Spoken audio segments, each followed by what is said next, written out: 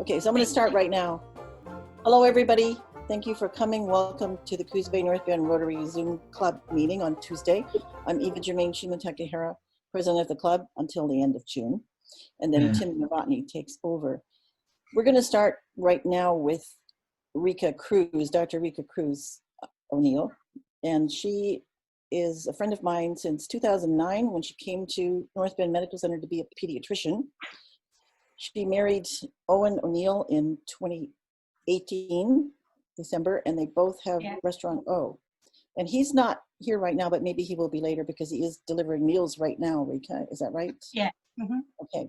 So Rika's going to tell us about the Pay It Forward program that she's doing with Owen. So let's everybody mute yourselves, please. And Rika, you take over. Okay. Hello. Thanks for having us on your Tuesday meeting. So the Pay It Forward it's not a new concept. It's been around for a long time. And I know during 9/11, that was a very prominent concept during when the first responders were cleaning up the Twin Towers that were affected, and restaurants were basically being supported to provide meals for those first responders. So when we first shut down, obviously all the restaurants were forced to shift to takeout, and we weren't really dressed for takeout. I think for those of you who've been to the restaurant, our concept is mostly, having meals set pretty on a plate, and it just doesn't translate really well when it comes to putting them in takeaway boxes. But we needed to survive. We needed to figure out a way to exist in this current situation. And fortunately, we had some donors or patrons who were like, how can we help you? And so we brainstormed on, who could we help in the community. And being a pediatrician myself and being a first line responder myself, that was our first thought. How about we help other people in the same field as myself? So not necessarily in the medical field, but we approached the police and the fire service, and we organized with them until we got that started. And then it really just caught fire in a good way. So once people got wind that, we have this program of funding meals for first responders, people just started calling in and saying, hey, here's my credit card number. I want to give $100 or I want to give $50. And we get checks in the mail for $500. And shortly after that, within a week, actually, there was so much support that we started looking around and asking who else can we help with these meals. And I coordinated with the principals of Marshfield and Madison. And so there are homeless children who live on the outskirts of Coos Bay who don't have access, because the schools are still providing meals, but based on where they live, they really don't have the means to access the school meals. And also there are some children who are special needs in foster care who also don't have access. And there are these volunteers who bring the meals to them. So Tuesdays and Thursdays, we provide about 25 meals for those particular children. And we think we have enough funds to probably go through the entire summer. So, and when the Oregon Hospitality Foundation found out of what we've been doing, they invited us. They said that, they're doing a fundraiser, and they said, if you apply for our program, we can see if maybe we can give you a grant as well. So I applied for that, and a week ago they said, you've been approved. And the really amazing thing is that they've only awarded 5 restaurants in the entire state of Oregon, and 2 of them are in Coos Bay. So Seven Devils and Restaurant O were chosen out of the entire state for the initial funding. And they're hoping that they can raise more funds so they can help more restaurants who are also helping others in turn. So I think there was one in Salem, one in Portland, and I'm not sure where the other restaurant is. And so we've also started, I think for those of you who know me, my grandparents raised me, so the elderly are very close to my heart. And I tend to like to make friends with 70 and 80-year-olds. Not that they need any help, but those of you who know me, you know, some of my very good friends, like Bill Malcolm, he doesn't want me to tell people how old he is, but, and so I know there are elderly, you know, the elderly to begin with are already very susceptible to this virus. And I coordinated with the Devereaux Center, and so we're going to start providing meals for some of their homeless elderly as well, starting next weekend. So I think it's just been a privilege that amidst all of this chaos and all of this darkness that we had the opportunity to be instruments in helping other people. And we've just been very fortunate to be in that position. I think that's all I have. Does anybody have any questions for Recon? I have one question. How do you get the meals to these people, to the children? So for the firefighters and the police servicemen, they just call in. They call in, and then they just tell us what they want, and they just pick it up. It's kind of cool when the fire truck comes in front of the restaurant. That's always a good sight to see. And it's also nice that when the cops come over, it's not because we're in trouble. And so it's been really cool. I think one of the things that kind of came up and is that there was a concern about you know, bribing. It's can be perceived as bribing, like law enforcement. But the thing is that it's not coming directly from us, and it's not coming directly from the donors either. So really, it's not necessarily a double blind situation, but it's not directly coming from us. It's people helping the restaurant provide meals for them. And so that came up, and it's again, it's kind of like 9/11. I mean, people who were providing meals to law enforcement, not for bribery. So, but unfortunately, that had come up in the beginning of all of this. And then for the elderly, we'll be bringing the meals to Devereaux ourselves. I'll probably be bringing it this weekend. And then for the children, they do pick it up Tuesdays and Thursdays. So we set a time. There are a couple volunteers from the school who pick it up, and we just set a time. We kind of had to have a set time, except for times when, you know, we have to adjust the time a little bit. So that's been going on since mid-March. And so that's been every Tuesday and Thursday without fail for the kids. So do you deliver to homeless children too? Yes. So some of them are, because I also coordinated with DHS. And so it just depended on whether the school, so the school coordinated that part for us. So that was the good thing, is that they helped us coordinate that on their side. And then for those who are wanting to do, charity donation and have like some sort of acknowledgement that they did this donation, the city provides us a letter, and then the school can also provide a letter. And then Devereaux Center also can provide a letter if they wanted to do like a 501c acknowledgement letter. What else? And then what we've also, the way we've been doing it is that we've been doing it through gift cards. So through the donations, we fund gift cards. And for those who, because there are some, they're like, we just want to give you the money. You don't need to send me any receipt or anything like that. But we've been doing is that we do gift cards for all the donations that we receive. And then we send, if I have their contact information, I send them the information, and I give them a gift card number that they can track online. So they can track like how and when their funds are coming out. And basically I can attach the invoices of all the meals that are provided. So everything's tracked. And so when we got the funding from the Oregon Foundation Hospitality, it was easy for me to say, you know, how we were going to do this, because they basically wanted to see how many meals we can provide. And we're providing about between $12 to $15 meals per person. But, you know, we're basically cutting back most of our costs as much as we can, so we can provide as many meals as we can. Yeah, So Rika, I have a question, even if I may. go ahead, go ahead.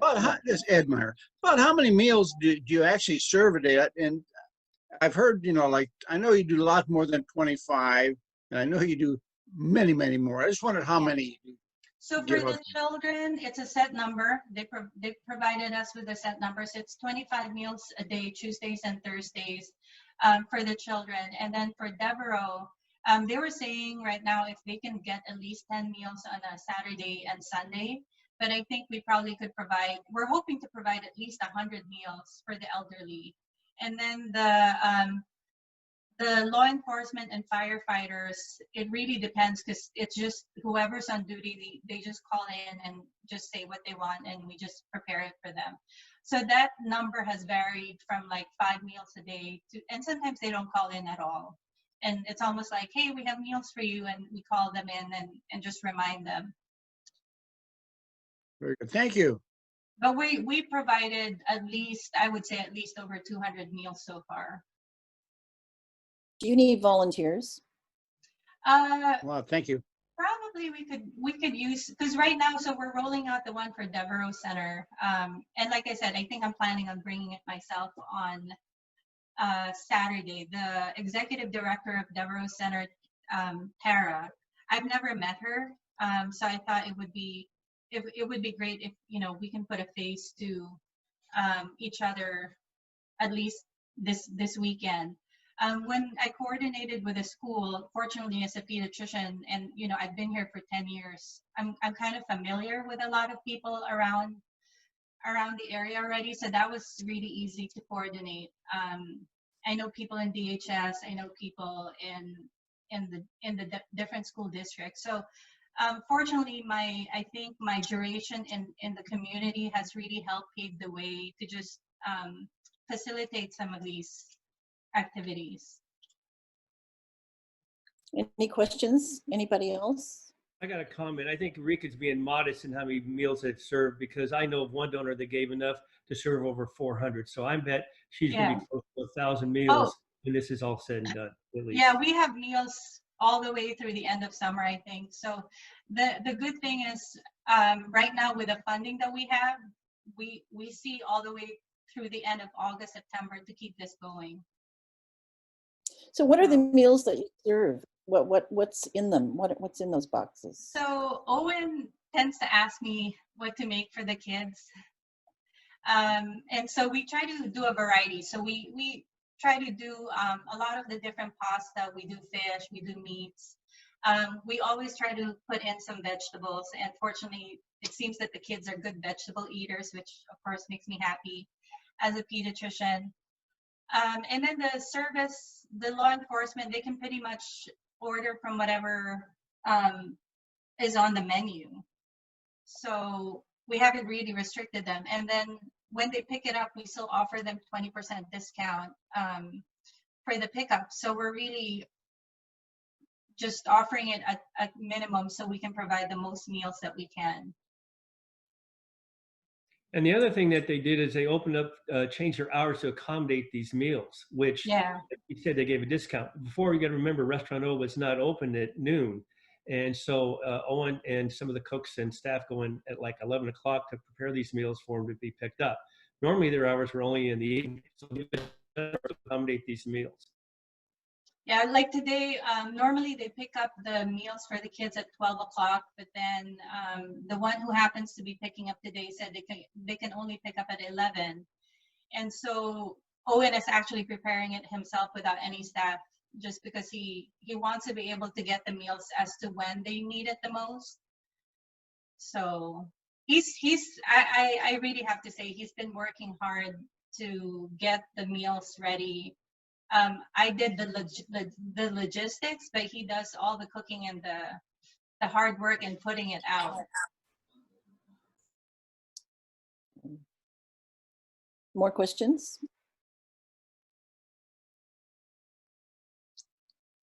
Nobody has any questions for you, Rika? No, I guess not. Well, it's an amazing job that you're doing. Absolutely fantastic to help. I would just like to thank her very much. I think that they've really done a great job. Well, thank you. Thank you so much for supporting us. Yes. Okay, so if somebody wanted to donate, where do they go? People have called in. We've received checks, including some Rotary Club members that are on this meeting. We also have a Facebook. The Facebook fundraiser is primarily for the kids' fundraisers. But sometimes people call in and say, I'd like to fund. So basically right now we have 3 programs. We have one for the first responders, the children, and the elderly. And in the past, people would either send a check or call and say, I'd like to fund half for this and half for that, or primarily for this. Sometimes they have a story to tell in terms of, I want to do this because my father is in law enforcement, or I want to do this because I'm a school teacher. So it just really depends. And some have funded all of them. Boy, amazing.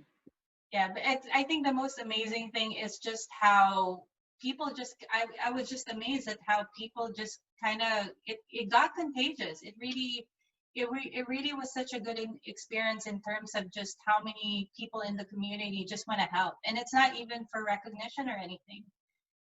So it'll go on until when? Do you know how long it'll go on? So right now we have enough funds. Like we have about close to $5,000 in funding for the children that have been untouched.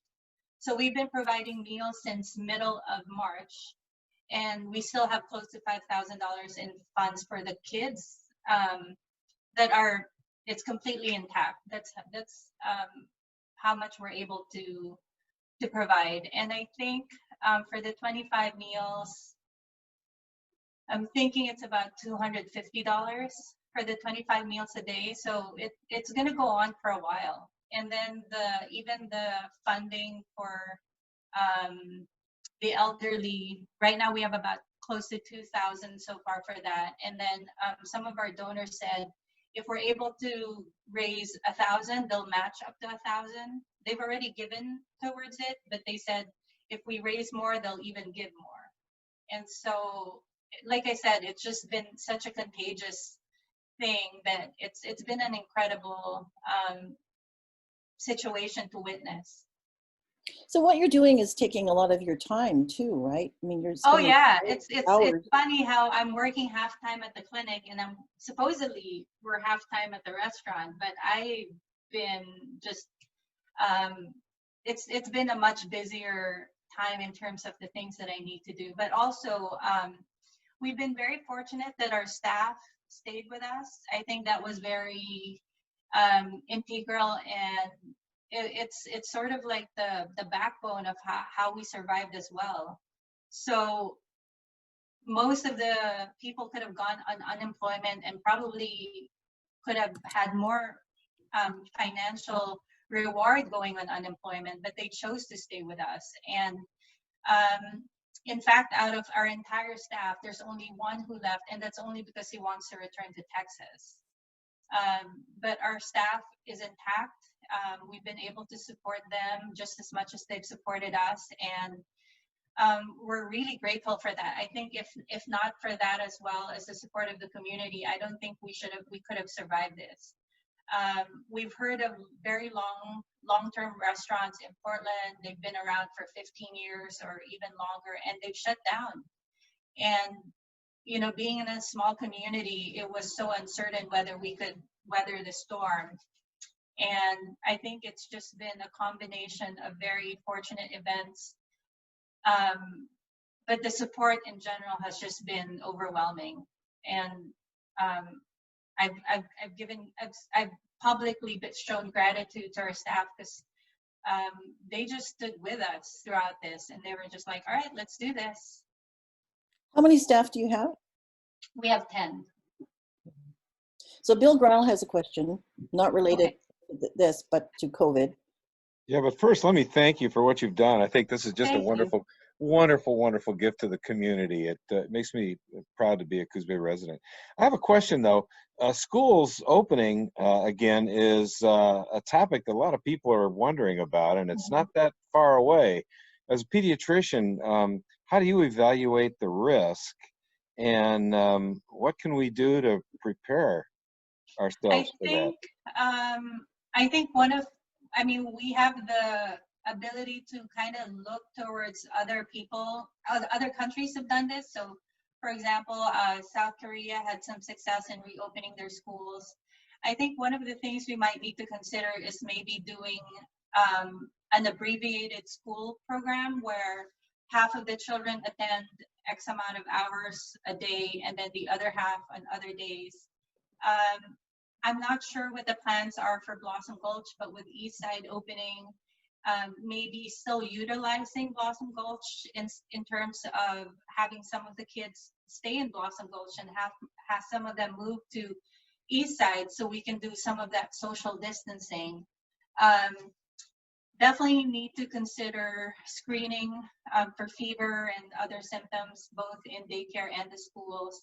So some of the other countries that have opened up have actually already tested the waters in terms of returning to school. So I think it's just a matter of looking into how did they do that and were they successful in the methods that they did. But I think fortunately with East Side opening, maybe that's something they need to consider. However, that, having said that, that means the teachers will be spread thin, because obviously you can't have the same third grade teacher in two places. I think there's going to have to be some video, there's still going to have to be education done online, I think, to do that safely. So I think those are some of the things that the school board needs to look at. Having said that, I think even though I consider myself a good student, I for one could not have, even though I'm a techie and everything, I don't think online schooling would have worked for me. So I think they need to consider on the population of the kids who it might work for and who it might not. So Are the local school districts consulting with the medical community about your ideas and recommendations? Not me personally. I don't know if they're consulting with other pediatricians in the community or other leaders in the medical field, for example, maybe in Portland. Actually, I will soon be more involved in, I was requested to take the position as treasurer with the Oregon Pediatric Society in the fall.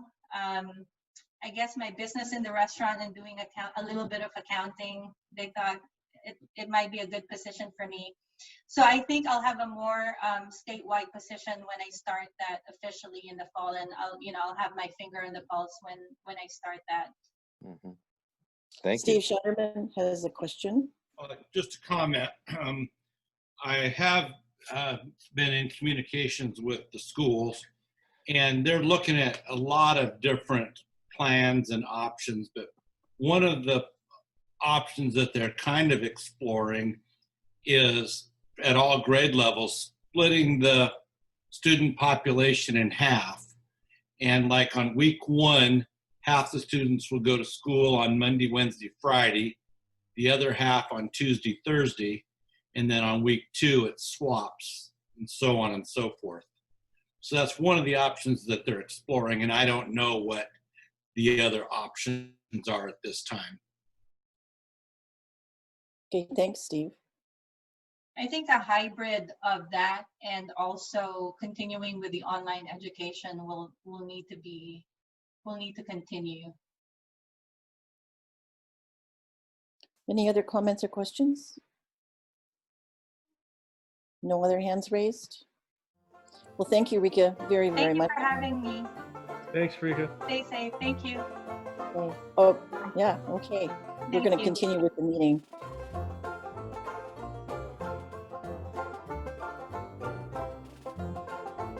Thank you all for coming to this. I think we all learned a lot from Rika, and then Stephanie telling us what we should be doing is very good, like putting these out. So thank you all, and we'll see you next week. Thank you. Okay, bye-bye.